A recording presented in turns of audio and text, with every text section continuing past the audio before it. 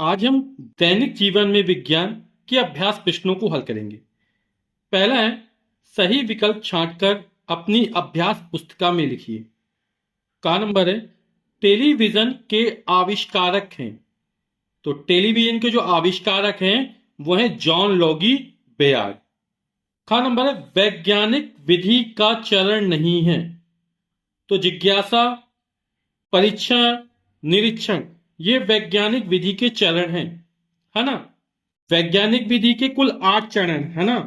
पहला है जिज्ञासा या प्रश्न करना, फिर आता है परिकल्पना, फिर आता है परीक्षण, फिर आता है निरीक्षण, विश्लेषण, वर्गीकरण आता है, फिर अगला है अभिलेखन, फिर है पुनर्विचार, फिर निष्कर्ष निकालना और नए प्रयोग। तो इसमें कहीं सिद्धांत नहीं आता है ना। तो वैज्ञानिक विधि का चरण नहीं है, तो ये तीसरा विकल्प सही हो जाएगा, सिद्धांत। भारतीय वैज्ञानिक हैं तो एडिशन, मैडम क्यूरी, गैलीलियो, ये विदेशी वैज्ञानिक हैं। जो भारतीय वैज्ञानिक है वो हमारे हरगोविंद खुराना।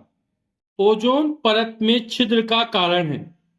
तो ओजोन परत में जो छिद्र का कारण है वो है क्लोरोफ्लोरोकार्बन, सीएफसी इसको बोलते शॉर्ट फॉर्म में। तो क्लोरोफ्लोरोकार्बन के कारण ही ओजोन परत में छिद्र हो रही है। और ये गैस किससे निकलती है? एसी और फ्रिज से निकलती है ना।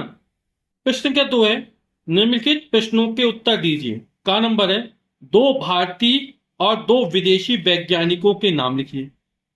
तो भारतीय वैज्ञानिक बहुत सारे हैं, तो 2 भारतीय वैज्ञानिक कौन से? एक लिख देते हैं, जगदीश चंद्र बोस, और इन्होंने क्या किया? पौधों की संवेदनशीलता का पता लगाया था। और दूसरा है सर सीवी रमन, और इन्होंने प्रकाश के प्रकीर्णन की खोज की थी। और विदेशी वैज्ञानिकों में कौन हो जाएगा? एडवर्ड जेनर, है ना। इन्होंने रोगों से रक्षा हेतु वैक्सीन का आविष्कार किया था। और दूसरी हो जाएंगी मैडम मैरी क्यूरी, इन्होंने रेडियम और पोलोनियम की खोज की थी। ठीक। अगला खा नंबर, विज्ञान के दुरुपयोग से होने वाली किन्हीं 2 समस्याओं को लिखिए। तो विज्ञान के दुरुपयोग से बहुत सारी समस्याएं पैदा हो गई है ना। तो आपकी किताब में बहुत सारी लिखी हैं, जिनमें से अपन कोई 2 लिख देते हैं। तो पहली है कि विज्ञान की प्रगति के फलस्वरूप यातायात के क्षेत्र में पेट्रोल डीजल चालित वाहनों की वृद्धि के कारण पर्यावरण असंतुलित और प्रदूषित हो रहा है। और दूसरा है, मानव बस्तियों में कूड़े कचरे एवं अपशिष्ट पदार्थों के निस्तारण की समुचित व्यवस्था के अभाव में मानव जीवन संकटग्रस्त हो रहा है। ठीक। प्रश्न का 3 है, निम्नलिखित में स्तंभ का व स्तंभ खा से मिलान कीजिए। तो डॉक्टर APJ अब्दुल कलाम, तो इन्होंने क्या? प्रक्षेपण शास्त्र में काम किया है। तो इसमें अभी चर्चा की थी, मैडम क्यूरी ने रेडियम और पोलोनियम की खोज की थी।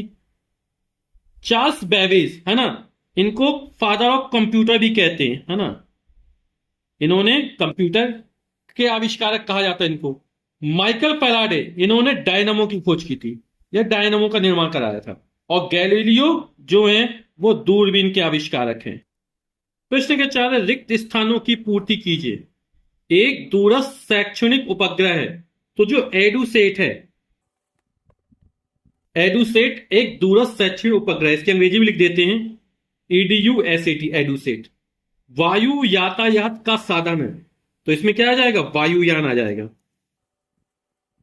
फिर है, यूरिया के अत्यधिक प्रयोग से प्रदूषण होता है, तो इससे कौन सा प्रदूषण? मिट्टी प्रदूषण होगा, यानी मृदा प्रदूषण होगा। प्राचीन काल में महान शल्य चिकित्सक थे, तो आप लोग समझ गए इसका उत्तर क्या हो जाएगा? सुश्रुत हो जाएगा। सुश्रुत जो थे वो प्राचीन काल के महान शल्य चिकित्सक थे। और पर परमाणु बम गिराया गया था, तो यहां पर हिरोशिमा और नागासाकी जापान के शहर हैं, तो यहां पर परमाणु बम गिराया गया था। तो हिरोशिमा और नागासाकी, साफ साफ लिख दिया, नागासाकी पर परमाणु बम गिराया गया था। प्रश्न संख्या 5 है, निम्नलिखित प्रश्नों के उत्तर एक शब्द में दीजिए। का नंबर है, दूर देशों की घटनाओं की सचित्र जानकारी देने वाले साधन का नाम लिखिए। तो आप लोग समझ गए, इसमें क्या आ जाएगा? टीवी या टेलीविजन आ जाएगा। का नंबर है, विद्युत बल्ब के आविष्कारक कौन है? तो विद्युत बल्ब के आविष्कारक कौन है? Thomas Alva Edison. Thomas Alva Edison, ये जो है विद्युत बल्ब के आविष्कारक है। प्रश्न 6, किन्हीं 2 नोबेल पुरस्कार प्राप्त भारतीय वैज्ञानिकों के नाम लिखिए। तो नोबेल पुरस्कार प्राप्त भारतीय वैज्ञानिक एक है सर सीवी रमन, इनको प्रकाश के विकिरण के लिए, है ना, रमन प्रभाव की खोज के लिए नोबेल पुरस्कार मिला था। और दूसरे डॉक्टर हरगोविंद खुराना, इन्होंने आनुवांशिकी कोड की स्थापना की थी। तो दो नोबेल पुरस्कार प्राप्त भारतीय वैज्ञानिकों के नाम, पहला हो जाएगा सर सीवी रमन और दूसरा डॉक्टर हरगोविंद खुराना। पेशे के साथ ही चिकित्सा के क्षेत्र में वर्तमान में क्या प्रगति हुई?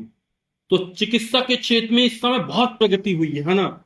बहुत सारे परीक्षण, जैसे मलमूत्र का परीक्षण, खून का परीक्षण, रक्त का परीक्षण, है ना, x ray machine, ultrasound, CT scan, endoscopy आदि के द्वारा शरीर की जांच भी कर ली जाती है ना।